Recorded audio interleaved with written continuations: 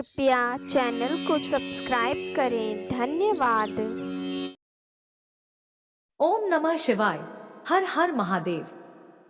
भगवान भोलेनाथ आप सभी भक्तों पर सदैव ही अपनी कृपा बनाए रखे।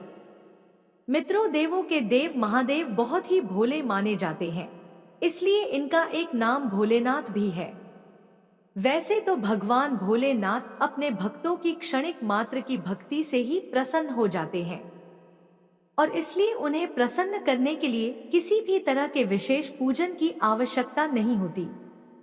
परंतु कई भक्त शिव जी की विशेष कृपा पाने के लिए सोमवार का व्रत और पूजन करते हैं। मित्रों, सोमवार के व्रत को लेकर मान्यता है कि इस व्रत को करने से भगवान शिव अपनी भक्तों की सभी मनोकामना बहुत जल्दी ही पूरी करते हैं। तो चलिए मित्रों, माता पार्वती और भगवान भोलेनाथ के चरण कमलों का ध्यान करते हुए सुनते हैं सोमवार व्रत पर शिव जी की बहुत ही सुंदर कथा। पहली कथा इस प्रकार से है। एक समय की बात है, इस भूमंडल पर एक अत्यंत प्रसिद्ध राजा चंद्रहास द्वारा पालित कांतिका नाम की एक नगरी थी। वहां पर धनेश्वर नाम का एक साहूकार और उसकी स्त्री रूपवती रहा करते थे। साहूकार का व्यापार दूर दूर तक फैला हुआ था और नगर के सभी लोग उस व्यापारी का बहुत ही सम्मान किया करते थे। साहूकार तथा उसकी पत्नी दोनों ही उस नगरी में सभी से बड़े प्रेम और आदर के साथ व्यवहार करते थे। उनके घर में धन धान्य आदि की कोई कमी नहीं थी। लेकिन उनको एक बड़ा दुख था कि उनकी कोई संतान नहीं थी और इस कष्ट से वे दोनों अत्यंत दुखी रहते थे। एक दिन एक बड़ा तपस्वी योगी उस नगरी में आया। वह योगी उस ब्राह्मण के घर को छोड़कर अन्य सब घरों से भिक्षा लाकर भोजन किया करता था, लेकिन रूपवती से वह भिक्षा नहीं लिया करता था। एक समय वह किसी अन्य घर से भिक्षा लेकर गंगा किनारे जाकर भिक्षान्न को प्रेम पूर्वक खा रहा था। तभी धनेश्वर ने योगी को देखा और अपनी भिक्षा के अनादर से दुखी होकर योगी से बोला, महात्मन, आप सब घरों से भिक्षा लेते हैं परंतु मेरे घर की भिक्षा कभी भी नहीं लेते, इसका कारण क्या है? योगी ने कहा कि निसंतान के घर की भीख पतितों के अन्न के तुल्य होती है और जो पतितों का अन्न खाता है वह भी पतित हो जाता है। चूंकि तुम निसंतान हो, अतः पतित हो जाने के भय से मैं तुम्हारे घर की भिक्षा नहीं लेता हूँ। धनेश्वर यह बात सुनकर अपने मन में बहुत दुखी हुआ और हाथ जोड़कर योगी के पैरों पर गिर पड़ा तथा दुखी भाव से कहने लगा, हे महाराज, यदि ऐसा है तो आप मुझको पुत्र प्राप्ति का उपाय बताइए। आप सर्वज्ञ हैं, मुझ पर अवश्य ही यह कृपा कीजिए। धन की मेरे घर में कोई कमी नहीं, परंतु मैं पुत्र न होने के कारण अत्यंत दुखी हूँ। आप मेरे इस दुख का हरण करें, आप सामर्थ्यवान हैं। यह सुनकर योगी कहने लगे, हे ब्राह्मण, तुम चंडी देवी की आराधना करो, ऐसा करने से तुम्हें पुत्र रत्न की प्राप्ति होगी। साहूकार ने घर आकर अपनी स्त्री से सब वृत्तांत कहा और स्वयं तप के निमित्त वन में चला गया। वन में जाकर उसने चंडी देवी की उपासना की और घोर उपवास किया। चंडी देवी ने 16वें दिन उसको स्वप्न में दर्शन दिया और कहा, हे धनेश्वर, मैं तेरी भक्ति भाव से अत्यंत प्रसन्न हूँ। तुझे शीघ्र ही पुत्र रत्न प्राप्त होगा, लेकिन वह 16 वर्ष की आयु में ही मृत्यु को प्राप्त हो जाएगा। परंतु यदि तुम दोनों पति पत्नी 32 पूर्णमासियों का व्रत विधिपूर्वक करोगे तो वह दीर्घायु होगा। जितनी तुम्हारी सामर्थ्य हो उतने आटे के दिए बनाकर शिवजी का पूजन करना और पूर्णमासी का व्रत रखना। प्रातः काल होने पर इस स्थान के समीप ही तुम्हें एक आम का वृक्ष दिखाई देगा। उस पर चढ़कर एक फल तोड़कर शीघ्र अपने घर चले जाना और अपनी स्त्री से सब वृत्तांत कहना। जब वह श्री शंकर जी का ध्यान करके उस फल को खा लेगी, तब भगवान शंकर की कृपा से वह गर्भवती हो जाएगी। जब वह ब्राह्मण प्रातः काल उठा तो उसने उस स्थान के पास ही एक आम का वृक्ष देखा जिस पर एक आम का फल लगा हुआ था। उस ब्राह्मण ने उस आम के वृक्ष पर चढ़कर उस फल को तोड़ने का प्रयत्न किया, परंतु कई बार प्रयत्न करने पर भी वह वृक्ष पर न चढ़ पाया। तब उस ब्राह्मण को बहुत चिंता हुई और वह विघ्न विनाशक श्री गणेश जी की वंदना करने लगा और बोला, हे दयानिधे, अपने भक्तों के विघ्नों का नाश करके उनके मंगल कार्य को करने वाले, दुष्टों का नाश करने वाले, रिद्धि सिद्धि को देने वाले, आप मुझ पर कृपा करके इतना बल दें कि मैं अपने मनोरथ को पूर्ण कर सकूं। इस प्रकार गणेश जी की प्रार्थना करने पर उनकी कृपा से धनेश्वर वृक्ष पर चढ़ गया और उसने एक अति सुंदर आम का फल देखा। उसने विचार किया कि जो वरदान से फल मिला था वह यह है और कोई फल दिखाई नहीं देता। उस धनेश्वर ब्राह्मण ने जल्दी से उस फल को तोड़कर अपनी स्त्री को लाकर दिया और उसकी स्त्री ने अपने पति के कथनानुसार उस फल को खा लिया। इसके पश्चात वह गर्भवती हो गई। देवी जी की असीम कृपा से उसे एक अत्यंत सुंदर पुत्र की प्राप्ति हुई, जिसका नाम उन्होंने देवीदास रखा। माता पिता के हर्ष और शोक के साथ वह बालक शुक्ल पक्ष के चंद्रमा की भांति बढ़ने लगा। भवानी की कृपा से वह बालक बहुत ही सुंदर, सुशील और पढ़ने में बहुत ही निपुण हो गया। चंडी देवी की आज्ञानुसार उसके माता पिता ने 32 पूर्णमासी का व्रत रखना प्रारंभ कर दिया था, जिससे उसका पुत्र दीर्घायु हो जाए। 16वां वर्ष लगते ही देवीदास के माता पिता को बड़ी चिंता हो गई कि कहीं उनके पुत्र की इस वर्ष मृत्यु न हो जाए। इसलिए उन्होंने अपने मन में विचार किया कि यदि यह दुर्घटना उनके सामने हो गई तो वे कैसे सहन कर सकेंगे।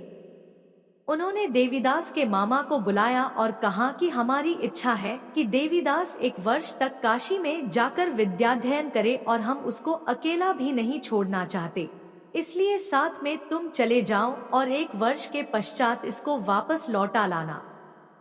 सब प्रबंध करके उसके माता पिता ने काशी जाने के लिए देवीदास को एक घोड़े पर बैठाकर उसके मामा को उसके साथ विदा कर दिया। धनेश्वर ने अपनी पत्नी के साथ अपने पुत्र की मंगल कामना तथा दीर्घायु के लिए भगवती दुर्गा की आराधना और पूर्णमासियों का व्रत करना आरंभ कर दिया।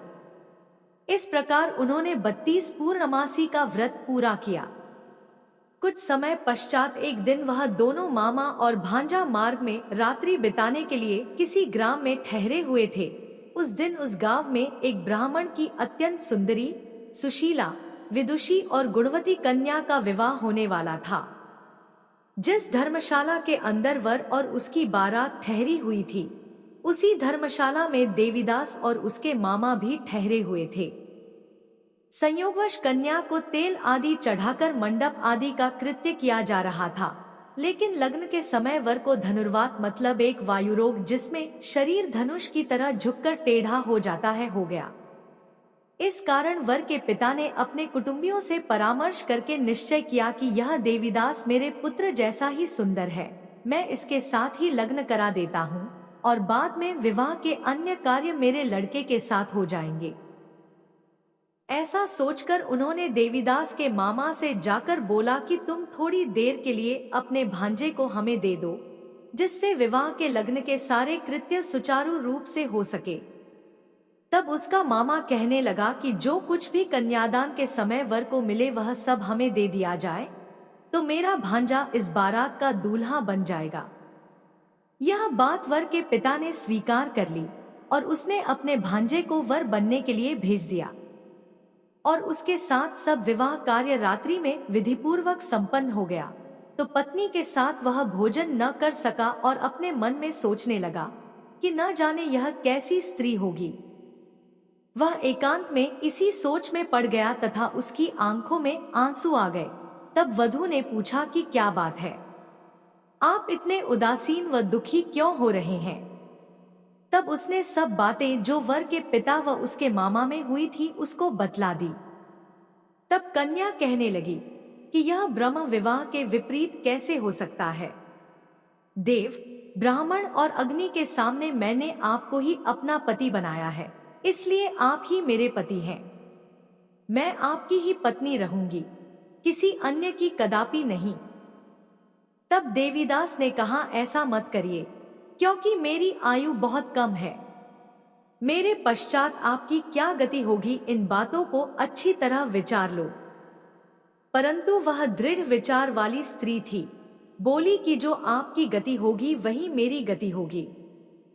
हे स्वामी, आप उठिए और भोजन करिए, आप निश्चय ही भूखे होंगे।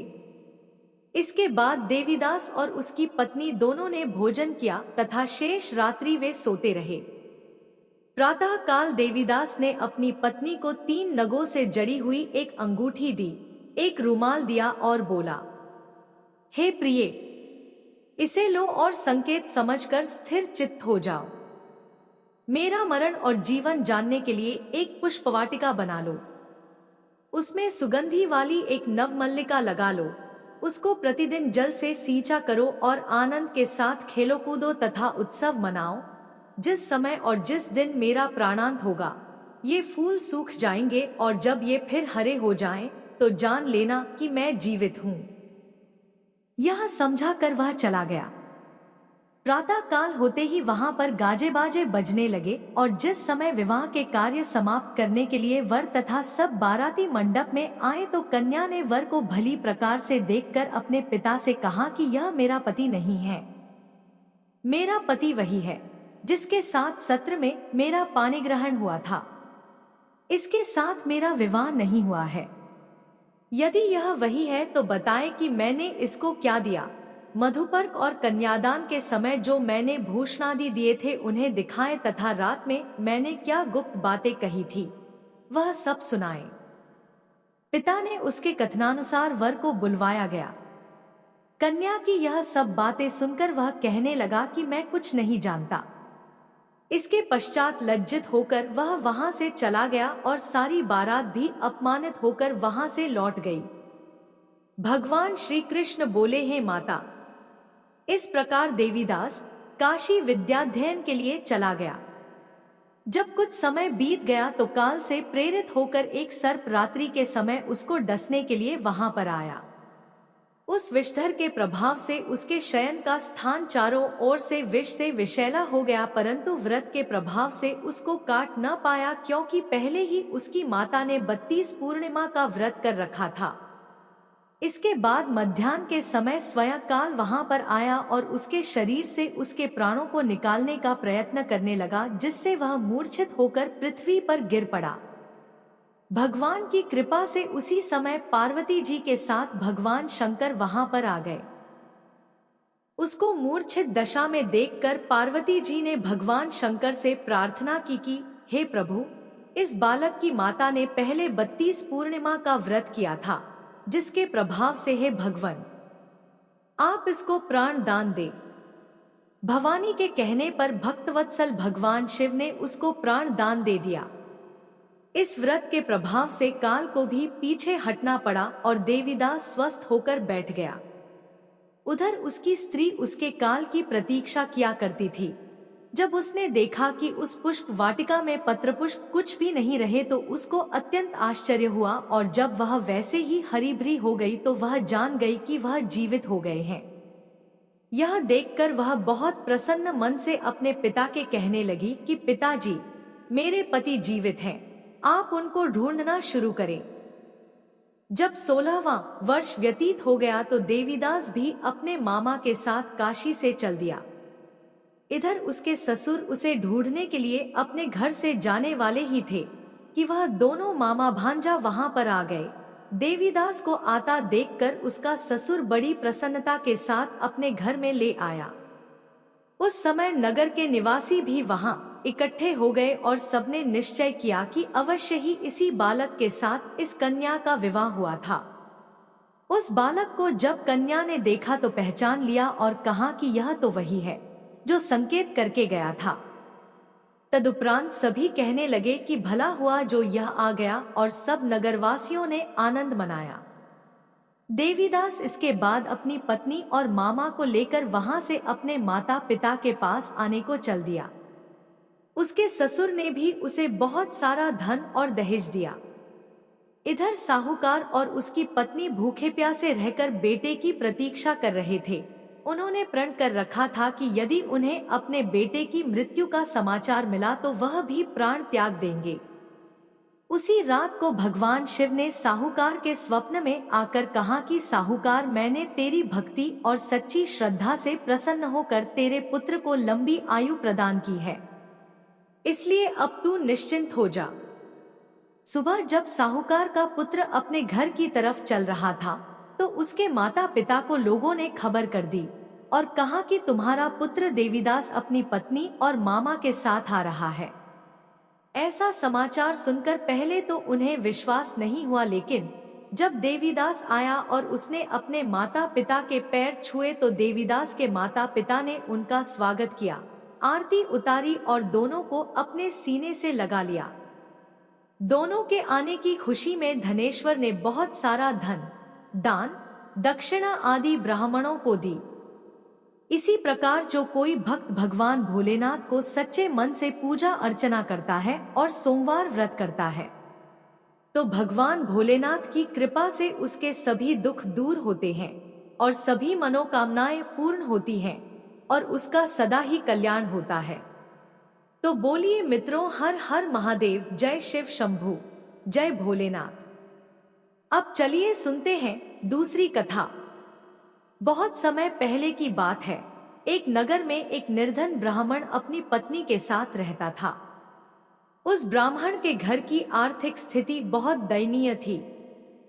उसके घर में ना तो भोजन के लिए पर्याप्त अन्न था और ना ही कोई साधन जिससे जीवन आसानी से चल सके। लेकिन ब्राह्मण बड़ा ही धर्मपरायण व्यक्ति था और भगवान शिव का परम भक्त था। ब्राह्मण हर सोमवार को व्रत रखता और सच्चे मन से शिव जी की पूजा अर्चना किया करता था। उसका विश्वास था कि भगवान शिव उसकी भक्ति से प्रसन्न होकर एक दिन उसकी सभी परेशानियों का अंत करेंगे। हालांकि ब्राह्मण की पत्नी उसकी इस पूजा और व्रत से संतुष्ट नहीं रहती थी। वह अक्सर कहती, सिर्फ पूजा पाठ करने से पेट नहीं भरता, हमें अन्य कम करने चाहिए जिससे हम अधिक धन कमा ना सके। लेकिन ब्राह्मण हर बार उसे शांत करते हुए कहता, धन और साधन से अधिक महत्वपूर्ण है शिव जी की कृपा। शिव जी की आराधना से हमारी सभी समस्याएं अवश्य समाप्त होंगी, बस थोड़ा धैर्य रखो। ऐसा कहकर ब्राह्मण अपने पूजा पाठ में लग गया। इसी प्रकार से एक दिन ब्राह्मण रोज की तरह भोजन पकाने और बाजार में बेचने के लिए जंगल में लकड़ियां काटने गया। जब ब्राह्मण लकड़ी काट रहा था तो उसे जंगल में एक बूढ़ा साधु मिला जो बहुत ही तेजस्वी और दिव्य प्रतीत हो रहा था। साधु ने ब्राह्मण को देखकर कहा, वत्स, तुम्हारे चेहरे पर चिंता की रेखाएं क्यों हैं? क्या बात है?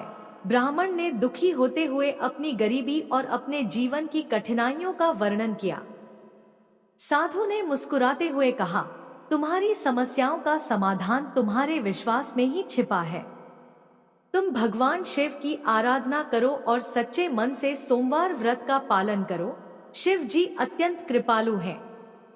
यदि तुम्हारी भक्ति सच्ची है तो वे अवश्य ही तुम्हारी मदद करेंगे। साधु की बातें सुनकर ब्राह्मण का विश्वास और दृढ़ हो गया। वह घर लौटकर अपनी पत्नी को साधु की बातों के बारे में बताता है और दोनों ब्राह्मण ब्रह्माणी ने निश्चय किया कि वे पूरी श्रद्धा और विश्वास के साथ सोमवार व्रत करेंगे। अब तो हर सोमवार ब्राह्मण और उसकी पत्नी उपवास रखते, शिव जी का अभिषेक करते और पूरी निष्ठा से उनकी पूजा अर्चना किया करते थे। कुछ ही समय में उनके जीवन में परिवर्तन आने लगा। अब तो ब्राह्मण को लकड़ी बेचने पर पहले से अधिक धन मिलने लगा। एक दिन जब वह अपने घर के आंगन में बैठा पूजा कर रहा था तो अचानक उसे ऐसा प्रतीत हुआ कि जमीन में कुछ दबा हुआ है। जब उसने खोदकर देखा तो वहां एक घड़ा सोना और गहनों से लबालब भर हुआ था। यह देखकर ब्राह्मण और उसकी पत्नी की खुशी का ठिकाना न रहा। अब तो उनकी गरीबी समाप्त हो गई। उनकी भक्ति और श्रद्धा ने उन्हें भगवान शिव की कृपा का पात्र बना दिया था। ब्राह्मण ने सारा श्रेय भगवान शिव को दिया और कहा, यह सब शिव जी की कृपा है। अगर हम सच्चे मन से उनकी आराधना करें तो वह हर कष्ट हर लेते हैं। मित्रों, यह कथा हमें सिखाती है कि सच्चे मन, श्रद्धा और धैर्य के साथ भगवान शिव की पूजा करने से जीवन की सभी कठिनाइयां समाप्त हो सकती हैं। शिव जी अपने भक्तों की सच्ची पुकार अवश्य सुनते हैं और उन्हें सुख समृद्धि का वरदान देते हैं। सोमवार व्रत का महत्व इसी में निहित है कि यह व्यक्ति को न केवल आंतरिक बल देता है, बल्कि उसके जीवन में सकारात्मक परिवर्तन भी लाता है। कथा समाप्त हुई। बोलिए मित्रों, हर हर महादेव।